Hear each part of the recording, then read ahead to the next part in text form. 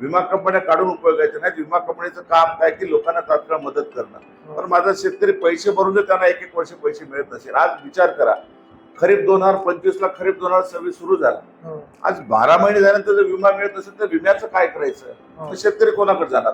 आणि ग्रामीण भागामध्ये आर्थिक व्यवस्था एवढी कमकुवत आहे, आज कोणाकडेच पैसा नाही. माझ्या शेतकऱ्याकडे जोडधंदा नाही आहे. अशा वेळेस शेतकरी खत खरेदी करायचं, बी खरेदी करायचं, शेताची मशागत आहे, ट्रॅक्टरला डिझेल नाही, प्रचंड अशी महागाई.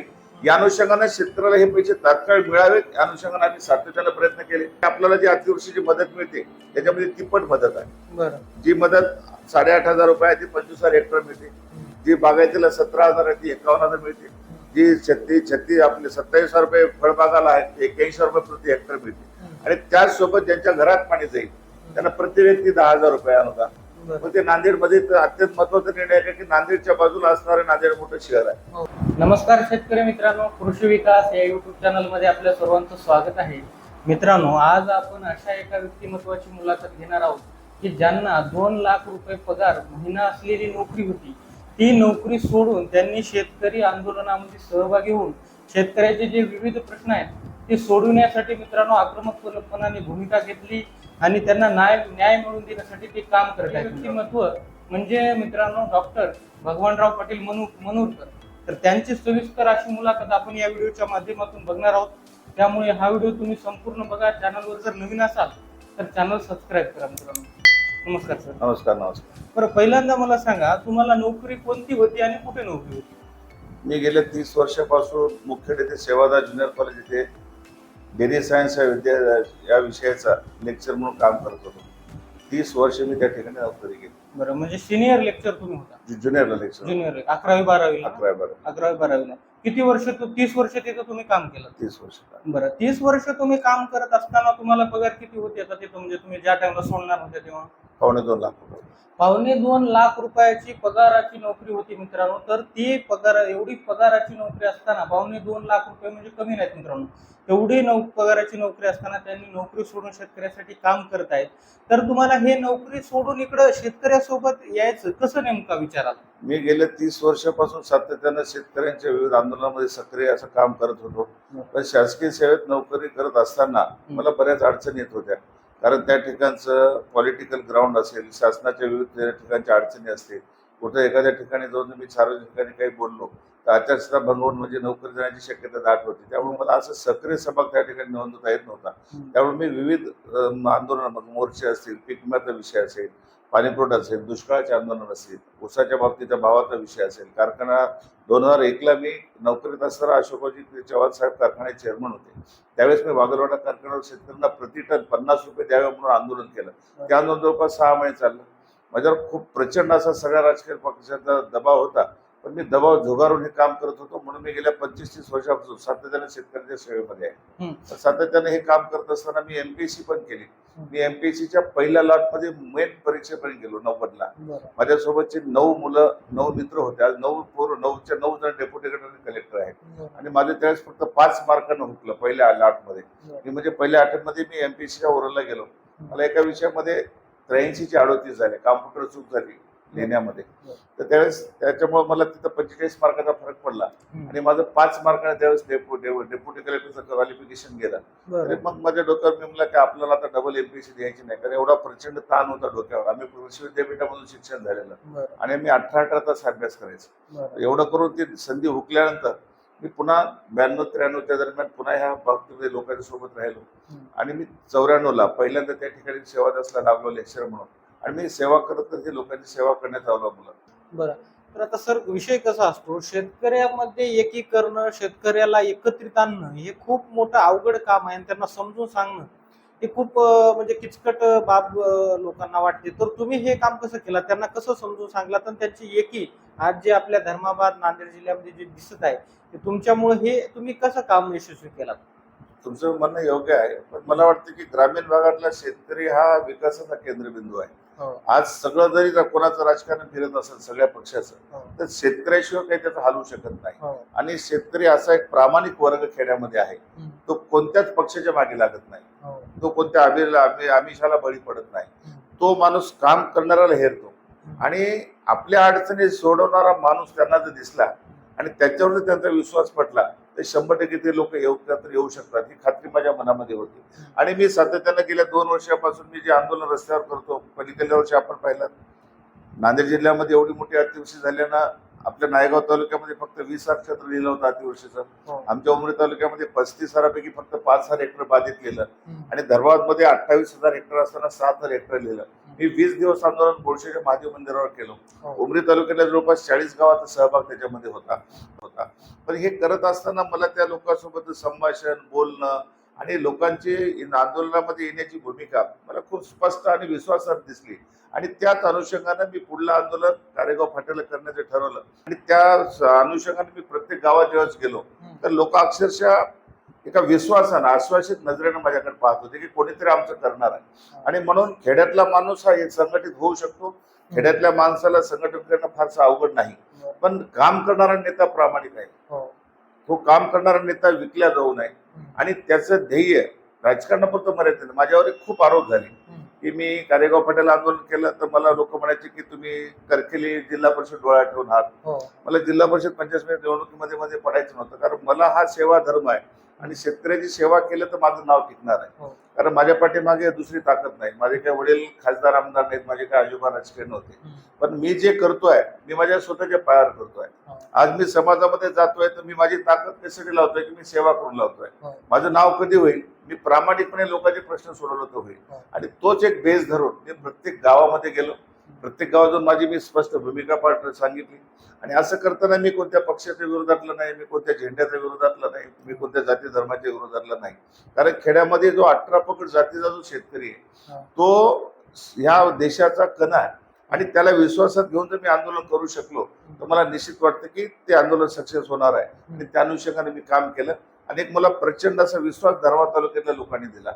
मी धर्मा तालुक्यामध्ये म्हणजे मला एवढे संवादी चांगले मिळाले. भविष्यामध्ये ती म्हणजे माझ्या कुटुंबातले सदस्य आहेत. नारायण पाटील आहेत, व्यंकटराव रोशनगावकर, साईनाथ पाटील, कारेगावची सगळी मंडळी आहेत तिथं. नाना पाटील आहेत, बालाजीराव आहेत तिथं, बालाजी सावळे म्हणून आहे कार्यकर्ता, पांडुरंग जगदंबे आहेत, बापुरापडे जगदंबे, असे अनेक लोक तिकडे बिलोलीमधले चिरलीकर आहेत, तानाजी पाटील, हंबर्डे साहेब आहेत नायगाव. म्हणजे एक विश्वासाची टीम त्या तालुक्यामध्ये मिळाली. आणि या टीम सोबत काम करताना मला असं वाटलं की ही टीम पण काम करू शकते. आज मला सांगा, आज 12 महिने झाल्यानंतर सगळं पोर्टलला अपलोड होत नसतं. आज 23-24 विभाग मंजूर गेला. पहिले कंपनीला आदेश दिले, त्याच्या अजून कुठं डबल सुनावणी घेतली कलेक्टरला घेऊन डबल मंजूर केले. त्याच्याबद्दलची कंपनीकडे तसंच शासनाकडे सरकार काही करल, आमच्यासाठी मायबाप सरकार काही करायचं आमचा अपेक्षा नाही, त्याच्यावर भरोसा नाही. सगळ्यात नंबर 1चे गुंड बरोबरचे लोक तिथं बसले. पहिला शेतकरी मेला काय जगला काय त्याने घेत नाही. सर्व बाबळी बंधारा होऊन आज 15-20 वर्ष झाली. आज त्या भागातल्या लोकांची जमीन पाण्याखाली जाते. खरं म्हणजे बंधारा उभं करण्याच्या अगोदर शासन जमीन ताबा घेते आणि भूसंपादन करते, पण असं त्या भागात झालं नाही. आज एवढे लोकप्रतिनिधी होऊन गेले त्या ठिकाणी, कुठल्याही लोकांकडे गेले तर त्या लोकांना न्याय मिळत नव्हता. आणि सातत्यानं 20 वर्षापासून त्या लोकांनी पैसे मिळणार नाहीत अशी भूमिका डोक्यामध्ये तयार झाली. पण अशा लोकांना मी संघटित करून हा मुद्दा त्या ठिकाणी उचलला आणि योगायोगानं कैलासवासी अजितदादा पवार यांच्या हाताने तो निकाली लागला. त्या लोकांचा सर्वे झाला आणि 20 वर्षापासून बुडीत क्षेत्राचे बावळी बंदराचे जे पैसे रुकले होते, मंजूर रक्कम हो असून सुद्धा ते काही तांत्रिक गोष्टी रुकली होती, तर त्याच्या सर्वे होण्यास ते पैसे मिळतात. हे आंदोलनाचं यश आहे. लोकांनी खूप मोठी ताकद कारेगावला लावली, त्याच्यामुळे शासनाचं ते करावं. बाबळी बंदराचा तुम्ही विषय काढलात तर पोचमपाड बॅकवॉटर नेमकं प्रकरण काय आहे आणि तिथं शेतकऱ्यांना कशा पद्धतीने नुकसान होते, तिथलं प्रकरण कसं आहे? पोचमपाडचं धरण 1983 ला झालं. पोचमपाडचं धरण जाताना महाराष्ट्र आणि आंध्र प्रदेश या दोन्ही राज्यामध्ये एक त्या ठिकाणी संयुक्त करार झाला आणि त्यावेळेस महाराष्ट्रातल्या जमिनीमध्ये पाणी जिथपर्यंत थांबते तिथपर्यंत त्यांनी पैसे द्यायला पाहिजे होते. तसं न करता आपल्या हद्दीमध्ये पाणी थांबवलं. फक्त आपल्या हद्दीतून रस्ता करण्यासाठी 2-3 त्यांनी फक्त ब्रिजेस बांधले. मग ते आपल्या याचं राहायचं असेल, खाली सिरजकोटचं असेल, आणि हे बंधारे फक्त रस्ता करून दिला आणि बाजूच्या ठिकाणच्या गावातल्या लोकांना मावेजा मिळाला नाही. कालांतरानं त्या काळामध्ये तेवढ्या अतिवृष्टी होत त्यावेळेस पाणी वरी येत नव्हतं, कारण तो बॅरेज नवीन होतं. पण आज 50 वर्षाच्या काळामध्ये काय झालं, आज आपली महाराष्ट्रातून येणारी गोदावरी ही नाशिकहून येते. नाशिकहून गोदावरी येताना एका गोदावरीमध्ये त्या ठिकाणी 6 धरणाचं पाणी सोडलं जातं. मोठे मोठे धरण आहेत, जायकवाडी मध्ये धरणाचं पाणी जातं. हो. पुण्याच्या बाजूची एलदरी आहे, सिद्धेश्वर धरण आहे, ह्या धरणाचे 6 धरण आणि 9 नद्या एका गोदावरी मिसळतात. एवढा मोठा प्रचंड पूर गोदावरी घेऊन पोचंपडला जाते. कालांतरानं काय झालं, गोदावरीच्या पात्राच्या बाहेर जे पाणी निघालं, गोदावरी पात्राच्या दोन्ही बाजूला 15-15 किलोमीटर हे पाणी जातं. हे पाणी शेतामध्ये जातं. शेतामध्ये गेल्यामुळे आता शेतातली माती, गाळ जी आहे ती पाण्यासोबत वाहून जाते आणि ही जाऊन त्या पोचेपाटच्या याच्यामध्ये जाऊन बसते.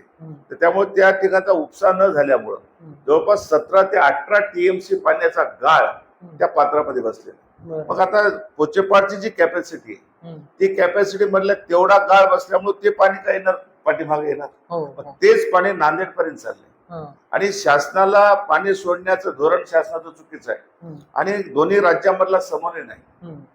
आज वरूनचं पाणी आमचं 7 लाख क्युसेक येत असेल गोदावरीचं, तर गव्हर्नमेंट, आंध्रा गव्हर्नमेंट त्या ठिकाणी 2 लाख क्युसेक खाली सोडते. त्याच्यामुळे काय व्हायला लागलंय की 5 लाख क्युसेक पाणी पाठीमागे आले आपल्या नांदेड पर्यंत. हे नदीकाळचे मग आपलं उमरी असेल, धर्माबाद, नायगाव, बिलोली, मुदखेड, लोहा, बिलोलीच्या पुढला का देंगलूरचा भाग, या सर्व भागामध्ये नदीकाठच्या परिसरामध्ये 10-10 किलोमीटर मध्ये ते बॅकवॉटर चालले. पर्यायानं शेतातली माती पिकासत वाहून चालली. पण ह्या लोकांना विशेष काही दिलं पाहिजे. आज सरकार फक्त अनुदान अतिवृष्टी देते, माळावरच्या लोकांना तेवढंच आहे 8,500 किंवा पहिलं होतं ते 13,000 आणि पूरग्रस्ताला तेवढंच आहे. तर मला शासनाला विनंती करायची की असंच एक अनुदान पोचेपाटच्या बाबतीमध्ये देण्यात यावं या अनुषंगाने मी केलं आणि म्हणून ते पोचेपाटचा विषय हा गंभीर आहे. पोचेपाटच्या बॅकवॉटरमध्ये पूर्ण जिल्ह्यातील जवळपास 200 गावं बाधित आहेत आणि ह्या 200 गावाला विशेष काही देण्यात यावं म्हणून आम्ही पोचेपाटच्या लढ्याला हात वर केलाय आणि तो लढा मी आता उचललाय. बाबळी बंधारा विषय पुढला आहे. बाबळी बंधारा फार मोठा विषय नाही, पण पोचेपाटचा विषय हा नांदेड पर्यंत विषय आहे. जवळपास 7-8 तालुके त्याच्यामध्ये आहेत आणि 200 गावं त्याच्यामध्ये आहेत. त्यामुळे आम्ही तो विषय धरून त्या ठिकाणी आंदोलन करत आहोत. कारण महाराष्ट्रामध्ये 2019ला कोल्हापूरला आलमट्टी धरणाच्या बॅकवॉटरमुळे जे नुकसान झालं, तिथल्या लोकप्रतिनिधींनी शासनाकडे पाठपुरावा करून अगदी सर्वच पक्षाच्या लोकांनी त्यांना तिथे एक वेगळं विशेष पॅकेज घेतलं. ज्या ठिकाणी आपल्याला जी अतिवृष्टीची मदत मिळते त्याच्यामध्ये तिप्पट मदत आहे. जी मदत 8,500 रुपये आहे ती 25,000 हेक्टर मिळते. जी बागायतीला 17,000 आहे ती 51,000 मिळते. जी 36 आपले 27,000 रुपये फळबागाला आहेत 81 रुपये प्रति हेक्टर मिळते आणि त्याचसोबत ज्यांच्या घरात पाणी जाईल त्यांना प्रति व्यक्ती 10,000 रुपये अनुदान. मग ते नांदेडमध्ये अत्यंत महत्वाचा निर्णय आहे की नांदेडच्या बाजूला असणारं नांदेड मोठं शहर आहे. अत्यंत बघताय तुम्ही, एखाद्या गरीबाच्या घरामध्ये पाणी गेले तर संसार उद्ध्वस्त होतोय. आपण गेल्या वेळेस एक बातमी लक्षात ठेवली असेल, एक बिचारी आई आणि वडील पाणी आलं घरात म्हणून बाहेर गडबड निघून गेले, पण त्यांनी एका खोलीमध्ये छोटं चिमुकलं झोपलं विसरूनच गेले. ज्यावेळेस त्यांनी बाहेर आले, अर्धा 1 तास झाला, त्यांना लक्षात आलं की मुलगा घरामध्ये आहे की काय. पुन्हा जाऊन पाहतात तर मुलाची डेड बॉडी पाण्यावर तरंगायला लागली. हे काय सरकारला दिसत नाही का? म्हणून त्यामुळे सरकारनं ह्या सगळ्या गोष्टीचा अभ्यास करावा. एकदा तरी लोकांना बाहेर काढायचंय. सरकार म्हणजे फार काही नाही, आम्ही म्हणजे सरकार आहोत. शेवटी आमच्या पैशावर सरकार चाललंय, पण ज्या लोकांच्या पैशावर सरकार चालले त्याच लोकांना जर सरकार न्याय देत नसेल तर आम्हाला त्या आंदोलनाशिवाय पर्याय नव्हता. आणि म्हणून कोल्हापूर धर्तीवरचं विशेष पॅकेज देण्यासाठी आम्ही कारेगाव फाट्याला ते आंदोलन केलं. महाराष्ट्राच्या दोन्ही मंत्र्यांना पण मी विमानतळावर बैठक झाली. दत्तात्रय भरणे आपले कृषी मंत्री आहेत आणि चंद्रकांत दादा पाटील त्यांच्यासोबत बैठक झाली. त्यांनी सुद्धा हे GR लावण्याचं तत्वता मान्य केलंय, पण अजून सरकार काही करत नाही. म्हणून मला कालच्या वेळेस 21 तारखेला नाईलाजानं जिल्हाधिकारी माझ्यावर नाराज झाले, आपण मोर्चा नको करायला पाहिजे होता. मी म्हणलं साहेब पर्याय नाही, 50 वर्षाला लोक मरून चालले, एवढं ऊन आहे, 45 डिग्री टेम्परेचर असताना आम्ही 90 किलोमीटरची रॅली काढली आणि शासनाला पोचेपाटच्या विषयामध्ये आम्ही हात घालून निर्णय घेईपर्यंत आम्ही तो विषय सोडणार नाही. त्या पद्धतीने आमचं काम चालू आहे. मग सरकारकडे तुम्ही पाठपुरावा केल्यानंतर त्याला काही म्हणजे यश येणं म्हणा किंवा काय त्याच्यामध्ये कामकाज सरकारकडून तिथं पाठपुरावा झालेला आहे? मला 21 तारखेच्या मोर्चाच्या अगोदरच पालकमंत्र्याचं पत्र आहे माझ्या मोबाईलला आलेलं की आम्ही आचारसंहितेनंतर बैठक लावू. त्या हिशोबाने आम्ही मुंबईतल्या सगळ्या मंत्र्यांना पण हे केलंय. एवढं करून जर सरकार काही करत नसेल तर शेवटी त्यांना प्रतिनिधीला आमच्या भागात फिरायचं आहे जिल्ह्यामध्ये. आज आमदार खासदार असतील, भले पक्ष कोणताही असेल, आमचा कोणत्या पक्षाला विरोध नाही, पण उद्या ग्रामीण भागामध्ये त्यांना खूप त्रास होणार आहे. कारण शेतकऱ्यांच्या शेवटच्या क्षणाला सुद्धा सरकार मदत करत नसेल. आज आमच्या शेतकऱ्यांची जीवन मरणाची लढाई सुरू आहे. आज तुम्ही पाहताय रोशनगावचे लोक 500 लोक नदीमध्ये गेले होते. संतोष कदमनं नदीमध्ये उडी मारली होती आंदोलन करत असताना. म्हणजे लोक शेवटच्या टोकापर्यंत आले. सरकारला ही भूमिका अत्यंत सामंजस्यानं आणि तात्काळ सोडवणं गरजेचं आहे. कारण 2 महिन्यानंतर पुन्हा अतिवर्षित पाऊस झाला तर तीच परिस्थिती येणार आहे. हो. त्याच्यामुळे त्याच्या अगोदर आपण सरकारला इंटिमेशन द्यावं आणि त्यांना ह्या गोष्टी सोडवण्यासाठी भाग पाडावं म्हणून आम्ही ते आंदोलन केलं. सरकारकडे रिपोर्ट्स गेलेले आहेत. आमच्या प्रत्येक गावातल्या कमिट्या समित्या अत्यंत सक्षम आहेत आणि शेतकऱ्यामध्ये एक विश्वास असल्यामुळं कोचिंबाचा विषय मार्गी लागेलच नाही. शेवटी आहे आम्हाला कोर्ट, आम्ही कोर्टामध्ये जाऊ, हो. आम्ही काही हा प्रश्न सोडणार नाही. हो.